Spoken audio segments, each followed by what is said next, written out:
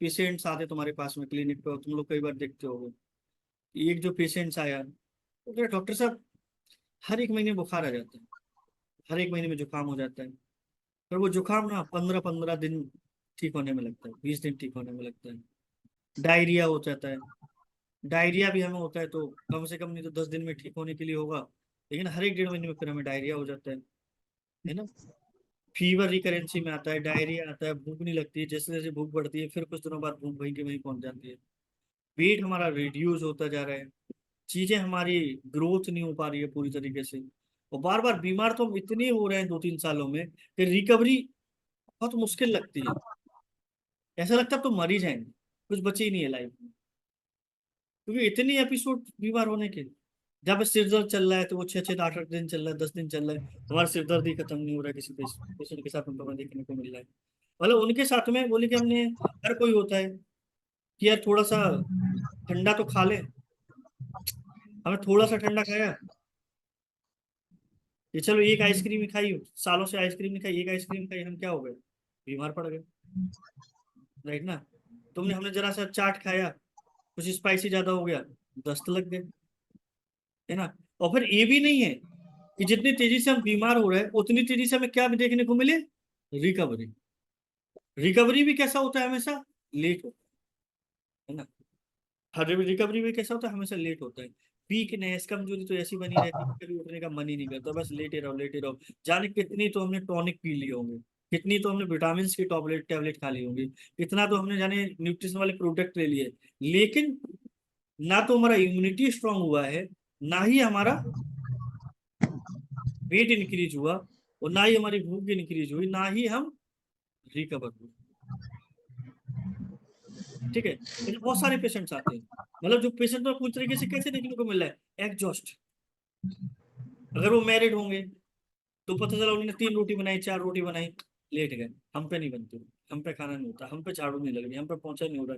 Even अपने बच्चों के लिए भी क्या नहीं कर पा रहे, इमोशंस भी नहीं दे पा रहे, इतना एग्जॉस्टेशन चल रहा है, मेंटल इमोशनल फिजिकल पेशेंट के साथ। अब तुम देखोगे पेशेंट के साथ में, है ना, कि जहाँ पे जाके तुम्हें देखने को मिल रहा है। अब पेशेंट के साथ में भी, अब तुम एक ऐसे पेशेंट को जब देख रहे हो जिसके साथ में इतना कंप्लेन चल रहा है, तो उस पेशेंट में तुम्हें एक चीज क्या देखने को मिलेगी, क्या देखने को मिलेगा कॉमनली इस पेशेंट के साथ में,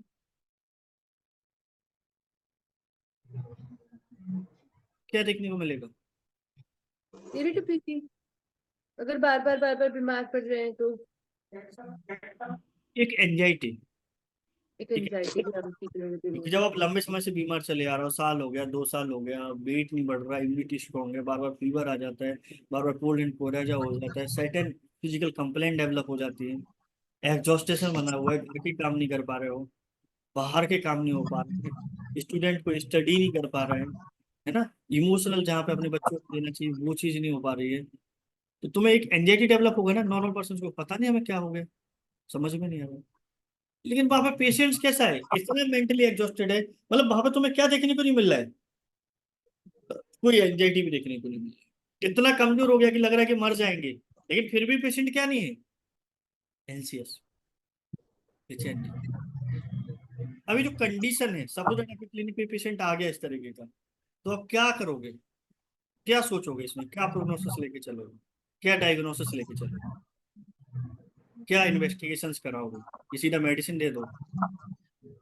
सपोज एक केस ही आपने क्लिनिक पे आ गया, मेरे क्लिनिक पे आया हुआ था केस, मेडिसिन दी थी मैंने, इसलिए बता रहा हूँ।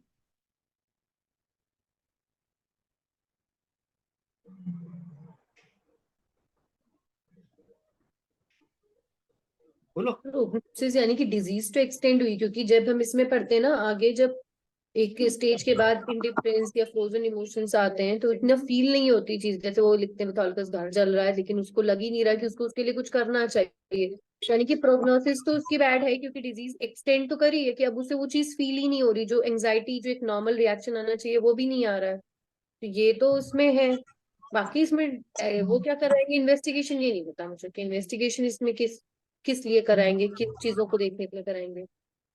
बताइए भाई। कि लीवर कंप्लेन हो रही है कुछ, कि जो एक्सटेंडेड फॉर्म में आ रही है जिसकी वजह से इंडिफरेंस आ रहा है, ये नहीं पता। बोलो भाई, दिनकर बाबू।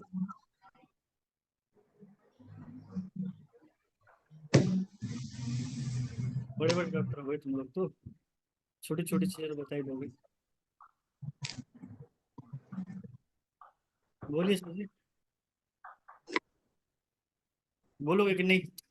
हमारा इन्वेस्टिगेशन को लेना देना नहीं, हम तो पेशेंट ठीक करते हैं, दवाई देंगे, टेंशन मत। म्यूट हो, म्यूट हो, म्यूट हो। शुगर हम्म।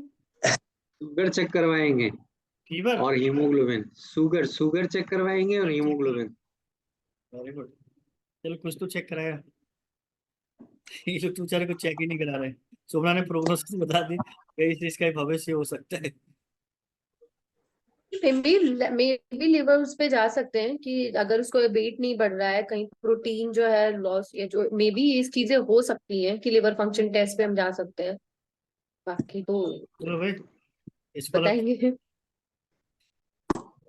पर इसमें अपन जैसे देखते हैं कि मतलब वैसे अगर वो चीजें तो हैं साथ में, लेकिन अपन देख रहे हैं वेट डिक्रीज हो रहा है, उसको बार बार फीवर हो रहा है, जुकाम आ रहा है, तो ऐसे केसेस में कई बार हम मतलब कई जो डॉक्टर में ट्यूबरकुलोसिस के लिए भी इन्वेस्टिगेशन करवाते हैं। ट्यूबरक्लोसिस, 3 महीने तक खांसी नहीं जा रही है, वो सक्सेसिव 3 मंथ। अब ये हम लोग इसको शायद टेस्ट कराते, राइट? तुम लोग आप लोग बहुत मिस कर देते कई बार। सबसे पहले इसका HIV टेस्ट कराओगे हमसे। HIV जब भी ऐसी कंडीशन होती है पेशेंट के साथ में कि इतना इम्यूनिटी हो, जब पढ़ा भी होगा तुम लोग, ऐसा नहीं है जानते नहीं होगे, सब कुछ मालूम होगा, लेकिन अपन लोग को जब डिसीजन लेना पड़ता है ना, तो अपन लोग उसमें भी कई बार गलतियां कर जाते हैं। यहाँ पे तुम देखोगे कई बार जो HIV के पेशेंट्स आते हैं ना अपने क्लिनिक पे, इसी तरीके के आते हैं। वो कहेंगे डॉक्टर साहब वेट नहीं बढ़ रहा है, बार बार जुकाम हो जाता है, बुखार खांसी हो जाती है, फीवर आता रहता है, हम रिकवरी नहीं हो पाते हैं। एक डिसीज ठीक नहीं होती, दूसरी डिसीज क्या आ जाती है, आ जाती है हमें। इतना एग्जॉस्टेड रहते हैं, उठ ही नहीं पाती, एनर्जी लेवल डाउन चल रहा है। क्यों? क्योंकि एड्स में होता भी क्या, एड्स कोई बीमारी थोड़ी है, उसमें इम्यूनिटी क्या होती है आपकी, डे बाई डे डाउन होती जाती है। इसलिए तो बोला क्या जाता है एड्स को, एक्वायर्ड इम्यूनो डेफिशिएंसी सिंड्रोम, ऐसा कुछ है ना इसका, जो बोला जाता है। तो ये चीज है क्यों, मतलब आपकी इम्यूनिटी क्या हो रही है, डाउन हो रही है, या आपने इतने विटामिन ले लिए, इतने न्यूट्रिशन वाली चीजें ले ली, फिर भी आप क्या नहीं हो पा रहे हो, रिकवर नहीं हो। मतलब कहीं ना कहीं पे क्या चल रहा है, HIV, HIV का इन्फेक्शन। और कई बार मिस्टेक्स होती है, जबकि MBBS MD जो होते हैं उनके साथ नहीं, मॉडर्न मेडिसिन के साथ नहीं है, वो स्ट्रेट HIV का टेस्ट करा लेते हैं। लेकिन हम लोग को HIV डायग्नोस करने के लिए क्या करते हैं अपन लोग, सोचते हैं थोड़ा सा, HIV इतनी जल्दी नहीं पहुंचते, कैसे HIV जांच करें, है ना? लेकिन मोस्ट ऑफ HIV पेशेंट के साथ में देखते हो, जिनके साथ में तुम्हें कंडीशन देखनी, चुपचाप इधर। जहाँ पे जाके तुम्हें क्या देखने को मिल रहा है कि डेबिलिटी, डायरिया और फीवर, एक्यूट और क्रोनिक, किसी भी पेशेंट के साथ में देखने को मिल रहा है एक लंबे समय से। वो क्रोनिक डायरिया भी हो सकता है, क्रोनिक डेबिलिटी भी हो सकती है पेशेंट के साथ में, क्रोनिक फीवर भी हो सकता है कि हमारा फीवर लंबे समय से गया ही नहीं है, डायरिया हमारा लंबे समय से गया ही नहीं है, हम एक लंबे समय से एग्जॉस्ट है ना? और ये जो पूरी तरीके के सिम्टम्स होते हैं वो किस में होते हैं, कई बार HIV पेशेंट्स के साथ। और सब HIV पेशेंट्स को जब तुम क्या दोगे, एसिड म्यूर देते हो, यहाँ पे तो सारी चीजें मिल रही जो हम लोग पढ़ रहे हैं, एग्जॉस्ट होता जा रहा है पेशेंट, इम्यूनिटी एग्जॉस्ट हो गई किसी नए लेवल पे, और वहां पे जाके एकदम से कैसे पेशेंट इंप्रूव होना शुरू हो जाता है। और मेरे पास तो कितने HIV के पेशेंट्स अभी रहे हैं, लास्ट टाइम तो उन लोगों को कई बार दिखाया भी है, रिपोर्ट्स भेजी थी करके, वो रिकवर भी हुए और ठीक भी हुए पेशेंट्स। मतलब जो कई लोगों के माइंड में क्या है, HIV कभी ठीक ही नहीं होता है, HIV कभी जाते ही नहीं, नेगेटिव नहीं होते हैं, जो पॉजिटिव आ जाते हैं, लेकिन ऐसा नहीं है। सुतार वाला सर जो है अपने, उनके पास भी ऐसे कई केसेस हैं जो उनकी HIV रिपोर्ट्स कैसी हो गई, नेगेटिव हो गई। और मेरे पास भी रिसेंट 2-3 पेशेंट थे अभी जिनकी HIV नेगेटिव भी हुई, साथ में उनके बच्चे भी हुए, और बच्चे भी कैसे हैं, HIV से पीड़ित। ठीक है। अभी यहाँ पे जाके कई पेशेंट्स आते हैं, वो इतने सारे, जैसे तुम लोग को एक लास्ट टाइम जब पेशेंट दिखाया था, उसको जेनाइटल्स एनस के चारों तरफ बॉट्स हो रखे थे, ध्यान हो, एक शायद इमेज भी भेजी थी मैंने, एनस के चारों तरफ छोटे बॉट्स बॉट्स बॉट्स बॉट्स हो रखे थे। बताया था आपने। हाँ, एनल बॉट्स मतलब, मैंने बोला भी था कि उस दिन क्लिनिक का काम चल रहा था तो ध्यान नहीं दे पाया था उसमें, फिर एकदम जब क्लिनिक का काम होने के बाद सडनली रीडिंग दे रहे एनल बॉट्स हैं, ये तो HIV वाला इन्फेक्शन हो सकता है। तो बाद में मैंने उसको बोला, मैंने HIV की जांच करा लेना यार, ये तो HIV में होता है। तो पेशेंट ने बोला डॉक्टर साहब जांच क्या करा लेना, हमें तो HIV पहले से है, मतलब पेशेंट ने बताया ही नहीं HIV में पहले से हो रखा है। और एनल बॉट्स देख के मेरा माइंड भी नहीं गया, क्यों? क्योंकि खड़े खड़े पेशेंट देखा था मैंने, कोई क्लिनिक के अंदर काम चल रहा था तो बाहर खड़े खड़े उसको प्रिस्क्रिप्शन कर दिया, तो लकीली जो केस लिया था तो वो ग्राइम स्टोन गया 30 का, और ग्राइम स्टोन से पेशेंट कैसा हो गया, रिकवर हो गया। आज तक उसको मेडिसिन नहीं गई है, आज तक दूसरा रिपीटेशन नहीं हुआ डोज का, और पेशेंट अभी भी बेटर हो गया, कोई इशू नहीं है। और एड्स भी उसका कैसा इस बार को नेगेटिव आ गया। तो ये इंपॉर्टेंट जो चीज है पेशेंट के साथ में, कि जहाँ पे जाके तुम्हें क्या देखने को मिल रहा है, कंडीशन, या फिर तुम कैसे देखते हो, जो टर्मिनल केसेस होते हैं जिनके साथ में होता है एक अच्छा खासा पैथोलॉजी डेवलप हो गया, जहाँ पर उनका सर्जरी ही उपाय है, advance stage of cancer, advance stage of disease, है ना, कि जहाँ पर जाके पेशेंट्स जब एडवांस स्टेज ऑफ कैंसर से, एडवांस स्टेज ऑफ ट्यूबरकुलोसिस या लंग्स डिसीज, एडवांस स्टेज जो किसी भी बीमारी की जब एडवांस स्टेज में कोई भी पेशेंट पहुंच जाता है, तो वहां पर जाके पेशेंट कैसे हो जाते हैं, exhaust and collapse, physically collapse, mentally नहीं, फिजिकली एग्जॉस्ट हो जाते हैं, उठ ही नहीं पा रहे, चल ही नहीं पा रहे, इधर से बढ़ ही नहीं पा रहे, सोते रहो सोते रहो सोते रहो, उन्हें एक स्टेज देंगे। जैसे अपन बोले थे ना कि जो म्यूरिटिक एसिड के साथ में कैसा होता है, सो उनको सोने सोने का डिजायर बहुत ज्यादा होने लगता है, स्लीप का डिजायर बहुत ज्यादा होने लगता है, और वही स्लीप तो मेडिसिन देते हो तब भी डेवलप होता है, क्योंकि स्लीप भी उनके साथ में कैसा होता है, जितना वो सोते हैं थोड़ा बहुत एग्जॉस्टेशन कैसा होता है, लेकिन जैसे चलना फिरना शुरू करते हैं तो फिर एग्जॉस्ट हो जाते हैं। जो स्लीपीनेस जो कंडीशन को देखने को मिलती है, वो एसिड म्यूर का प्रोमिनेंट सिम्टम्स है। और जब तुम जो टर्मिनल केसेस को देख रहे होते हो, जहाँ पे तुम एडवांस स्टेजेस के जो केसेस को देख रहे होते हो, जहाँ पे एडवांस स्टेज किसी भी डिसीज में जो पेशेंट के साथ में डेवलप कर गया है, वहां पे तुम केसेस को देख रहे होते हो, तब ये चीज इंपॉर्टेंट होती है, इंपॉर्टेंट है ना। बड़ा इंटरेस्टिंग है होम्योपैथी को लेके। जैसे अभी एक केस देखने जाऊंगा मैं ट्यूसडे को, झांसी से देखने के लिए जाना है, विजिट करने के लिए। उसका लोअर पूरा पैरालिसिस में है, एक्सीडेंट हो गया, कमर के नीचे पूरा पार्ट कैसा हो गया, पैरालिसिस हो गया, राइट। इसके पहले भी एक केस मेरे पास ऐसे ही आया हुआ था, एक केस था MND का, है ना, motor neuron disease, neuron disease. है ना। और MND के जो केसेस हैं, मोटर न्यूरॉन डिसीज के जो केसेस है, मोस्टली कैसे माने जाते हैं, इनक्यूरेबल, बोलते कोई ठीक ही नहीं हो पाता, वो कोई ठीक कर भी नहीं पाता है। बोलते कई जो पेशेंट्स आया था तो वो लाखों रुपए बर्बाद कर चुका था अपने, वो दिल्ली दिखाया, मुंबई दिखा के आ गया, मतलब जहां जिसने बोला PGI चंडीगढ़, जहां जिसने जो सजेशन दिया वहां चला गया। और फिर यहाँ जाने के बाद ये तो होते ही है ना, कि पहले अपन लोग डॉक्टरों के पास जाते हैं, और डॉक्टरों के बाद में फिर दूसरे डॉक्टरों के पास जाते हैं, जो रिलीजियस डॉक्टर्स होते हैं उनके पास जाते हैं, कि वो यहाँ पे जाके भी वो कई जगह पे जो भी बाबा जिसने बताया, जहाँ पे भी जिसने जो बताया, तो बोलते ना मरता क्या नहीं करता, वो हरे कृष्ण ने वो कंडीशन में चला गया, हर जगह कर लिया, एटलीस्ट कुछ नहीं हुआ। जब कुछ नहीं होता तो लास्ट में मोस्ट ऑफ पेशेंट क्या चूज करते हैं, होम्योपैथी। उन्होंने बोला कि चलो यार होम्योपैथी में भी एक बार क्या कर लेते हैं, आजमा लेते हैं। नहीं नहीं, हकीकत है, चीज सच्चाई है। बहुत सारे पेशेंट तुम्हें ऐसे मिलेंगे कि जो बाबाओं तक होके आ गए, देन उन्होंने बोला कुछ नहीं बचा, तुम्हें कहाँ जाना है अब, होम्योपैथी और करा के देखो। फिर वो तुम्हारे पास भी आके क्या करते, झटपट, अरे अरे ठीक हो जाएगा कि नहीं डॉक्टर साहब, मोटर न्यूरॉन डिसीज, हर एक डॉक्टर ने बोल दिया इसका तो कोई इलाज ही नहीं है अब, ये तो धीमे धीमे धीमे पैरालिसिस बढ़ती जाएगी, और पूरा शरीर क्या होता जाएगा, शून्य होता जाएगा, एक आधे हार्ट बीट रुक जाएगी, और पेशेंट क्या हो जाएगा, जहां से आया था वहीं चला जाएगा। लेकिन ऐसा नहीं है, ऐसा नहीं है।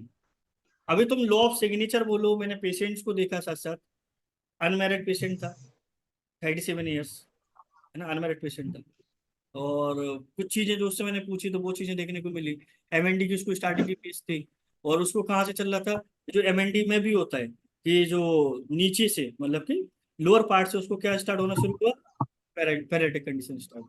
ये पहले उसके हाथ पैर शून्य होते थे, हाथ नहीं उठता था, पैर नहीं उठता था, स्टार्टिंग उसकी पैरों से कभी कभी पैरों की उंगलियां सो जाती थी, पैर मूव नहीं होते थे, धीमे धीमे करके उठाता रहा, चलता रहा, उठाता रहा, चलता रहा। बोलते ना कई बार अपन लोग बोलते शून्य हाथों को लेते नहीं है सीरियसली, पैर शून्य हो जाए तो सीरियसली नहीं लेते, चलते फिरते रहते हैं।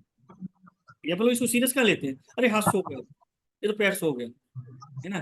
कई बार जो हमारी जो छोटी सी लापरवाही होती है कहाँ पहुंचा देती है हमें, बड़ी डिसीज में। क्योंकि ये तो समझ में आता है कि जहाँ पे भी एक नंबनेस पीडूज हो रहा है, वहां पे क्या है आपके साथ में, कोई ना कोई ब्लड सर्कुलेशन डिस्टर्ब हो रहा है, जो पहली कंडीशन आती है तो दिमाग में आता है, या फिर कोई न्यूरोलॉजिकल कंप्लेन क्या हो रही है, डेवलप हो रही है। अभी जो पेशेंट था उसको कहाँ से शुरू हो रहा था, बोले कि मैं पैरों से नीचे से शुरू हुआ, पैरों के पंजे, ये घुटने हुए, फिर थाइस, फिर एक समय बाद उठनी बंद हो गई पेशेंट के साथ में। कि एक बार पेशेंट के साथ में कैसा हुआ, उठनी बंद हो गया पैर। अब वो कंडीशन सीरियस हो गई, जब वो उठ ही नहीं पाए सवेरे, तो फिर वो डॉक्टर के पास भागे भागे गए, सर्टेन टेस्ट कराए गए, इन्वेस्टिगेशन कराए, और इन्वेस्टिगेशन कराने के बाद में क्या पता चला, ये तो motor neuron disease. Motor neuron disease जैसी पेशेंट को पता चला, वैसी आधा तो पेशेंट कैसा हो जाता है, तभी गड़बड़ हो गया। क्यों, उसको क्या बोल दिया, पहली चीज क्या बोल दी, ये कभी ठीक नहीं होगा, ये ऐसे ही चलेगा, और एक समय के बाद ये क्या हो जाएगा, आपको यही करना है, सेवा करो उसकी, जितना हो सकता है जितना चल जाए बहुत अच्छी बात है। इस सेंटेंस ही पेशेंट को क्या कर देता है, मार देता है, आधी लाइफ को कम कर देता है। ये तुरंत है, ये सच्चाई है। जो कि जो सेंटेंस बहुत अच्छी तरीके से भी पेशेंट्स को बोला जा सकता है, समझा के बोला जा सकता है, उसको सीधा bluntly straight forward modern medicine के डॉक्टर बोल देते हैं। वो बोल देते हैं कि नहीं, आपकी उम्र तो 90 दिन है, आपकी उम्र तो 10 दिन बची, आपकी उम्र तो 20 दिन बची है। अरे क्या ऊपर से पढ़ के आए हो क्या, कि ब्रह्मा जी ने अपना कोई वो दे दिया है, कोई पत्रा, कि देख के बता दो कि भैया इतने दिन जिंदा वाला है। सही बात कह रहा हूँ मैं, क्योंकि ऐसे कितने पेशेंट मेरे पास रहे, कितने तुम लोगों ने देखे होंगे, जहाँ पे डॉक्टर्स ने बोल दिया कि 90 दिन जिंदगी के बचे हैं, और वो 3 साल जिंदा रह गए होंगे। तो बोले 2-3 महीने बचे, इसके कैंसर है, तो 2-3 महीने के अंदर मर जाएगा, और वो 1.5-2 साल जिंदा रह के पेशेंट्स के। तो जब पेशेंट जब लास्ट में जब आता है, तो ये जो चीज देखा मैंने, अनमैरिड चीजें देखी, सेक्सुअल डिजायर देखा, और बहुत सारी चीजों को पूछा। तो मैंने बोला कि और क्या चलता है, तो जो मतलब कि उस जरूरत से ज्यादा जो पूजा पाठ कर रहा था, और जब एमएनडी होने के बाद में तो और भी ज्यादा पूजा पाठ करने लगा, मतलब सुपरस्टिशन एक्चुअली जो मैंने ले गई सलाह साथ में, अनमैरिड सुपरस्टिशन। वो जो सबसे बड़ी चीज मिली कि तुम देखोगे जो कोनियम की जो पॉइजनिंग होती है उसमें क्या होता है, लोअर पार्ट से असेंड करते हैं। ऊपर तरफ जाती है। पैरालिसिस ऊपर की तरफ, राइट ना। उसको लेके मैंने कोनियम 50 m दिया, 50 m से, और 50 m देने के बाद में एमएनडी में इतना शानदार रिजल्ट मिला। अब इसलिए नहीं दिया अपन ने कि अपन बोलो लो ऑप्शन नीचे से ऊपर जा रहा था वो दे दिया। 3 चीजें भी कॉमनली देखने को मिल रही थी, क्या, एक तो अनमैरिड था, अनमैरिड। अनमैरिड है तो कहीं ना कहीं पे सेक्सुअल डिजायर तो नॉर्मली सबको रहता है, जेन्युइन है चीज। 37 ईयर्स पे कहीं ना कहीं पे वो फुलफिल तो हो नहीं पा रहे, जहाँ पे जाके नंबनेस हुई शुरू हो गया, और मैरिज नहीं हुई तो जहाँ पे जाके डिजायर का कहीं ना कहीं पे सप्रेशन रहा है। तीसरा जो सुपरस्टिशन रहा है, वो अपने आप में क्लियर कट पिक्चर किसकी तरफ जा रहा था, कोनियम। ब्लाइंडली नहीं, और इतना मेडिकली रिजल्ट्स मिला उसके साथ में कि उसके जो पैर है मूव करने लगे, और अभी वो टॉयलेट है तो नॉर्मल जाता है, उसके अभी भी सुन्न होते हैं, लेकिन जो सुन्न पाने की जो डिग्री थी, जो इंटेंसिटी थी, वो क्या हो गई, डाउन हो गई, राइट। सिमिलर तुम्हारे जो एचआईवी के पेशेंट्स होते हैं, एडवांस जो कैंसर स्टेज में चले गए, उनके साथ में तुम देखते हो टोटल एग्जॉस्टेशन, टोटल एग्जॉस्टेशन। एक मेरे पास में एचआईवी पेशेंट थी, उसको बताता हूँ, जहाँ पे आप लोग बोल रहे हैं कि जैसे एमएनडी केस होते हैं, सिमिलर टू एचआईवी के केसेस होते हैं, जैसे मैंने ऐसे एचआईवी का केस देखा हुआ था, पूरा जो लास्ट वो डिस्कस कर रहे थे उसके पहले, टोटल इसी तरीके का केस था पेशेंट्स का। और वहाँ पे तुम्हारा कानपुर से पेशेंट्स आता है, तो कानपुर से पेशेंट्स ने वो कराया, वहाँ के डॉक्टर्स ने इन्वेस्टिगेशन कराया, मुझे जब गया तो एचआईवी उसको पॉजिटिव आया था पेशेंट्स को। तो जब उसको एसिड में उड़ दिया तो बहुत ब्यूटीफुल रिकवरी देखने को मिली उस फीमेल के साथ में। वहां से एक आइडिया लगा कि नहीं यार, ये मेडिसिन को इस लेवल पे भी सोचते हैं अपन, है ना। मतलब इतना एग्जॉस्टेशन, इतनी डेबिलिटी कि बैठे हैं अपन लोग, पेशेंट बैठ भी नहीं पा रहा है जो उसके साथ में थे, जैसे बोलते ना यहाँ बैठे हो, बैठे